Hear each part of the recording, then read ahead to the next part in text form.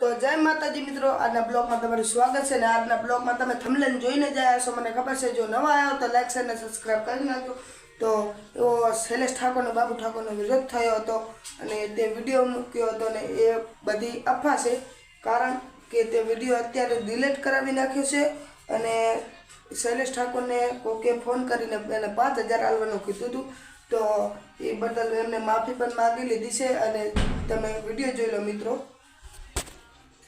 મહેશ ઠાકોર અને આપણે આગળ એક વિડીયો બનાવેલો હતો જયેશભાઈનો કે જયેશભાઈનો ઇકો હળગાવવાનો.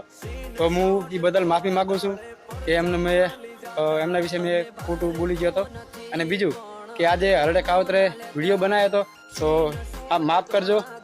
અને એમને મેં જ કીધું હતું કે આ વિડીયો બનાય. રાતે મહેશ કોલ્હાપુરનો ફોન આવ્યો હતો કે બાબુને ને એસમના વિરોધમાં વિડીયો એક બનાય. કેમ કે 5000 રૂપિયા આલું અને પૈસાની લાલચ હાથું કરી ને વિડીયો બનાવવા હાથું કીધું તું એને.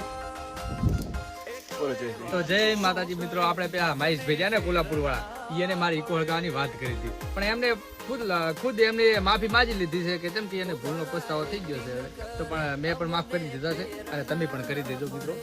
તો મિત્રો આપણે આજે જયેશભાઈનો ઇકો હળગાવવાનું કીધું હતું, એને ભૂલો એનો પસ્તાવો છે અને એને માફી માંગી લીધી, એટલે એને માફ કરી દીધું. અને હાલડેને વિડીયો એ માટે બનાવ્યો હતો જેથી કરીને બાબુનો ને એસએમનો પબ્લિક વિરોધ કરે કે આવા ભોળા માણસને તમે ભેગા રાખી અને અલગ કરી નાખ્યો, અને એ બદલે કે એસએમનો બાબુનો પબ્લિક વિરોધ કરે, પણ તોય છતાં એને માફી માંગી લીધી છે. તો હવે એને માફ કરી દેજો મિત્રો. આ માણસ 2 દેશી થેલી પીવે તારે અલગ બોલે, હાંજ પડે અલગ બોલે, હવાર પડે અલગ બોલે. એટલે મેં તો પહેલા જ કીધું હતું કે આમનો વિશ્વાસ ના કરતા, પણ છતાંય ચલો એણે માફી માગીને અમને હળી કરી. પાછી બીજી વખતે માફી માગી તો એક વખત હજી એને લાસ્ટ મોકો આપી દઈએ, જાતો કરી દઈએ.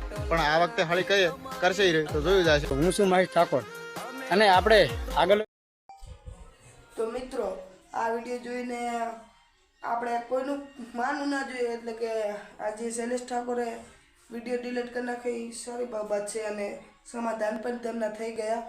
અને એ બધી એમને 5000 રૂપિયા આલ્યા હતા એટલે એમને લાલચમાં એવો વિડીયો બનાવ્યો, પણ એમને હવે ડિલીટ કરી નાખ્યો વિડીયો.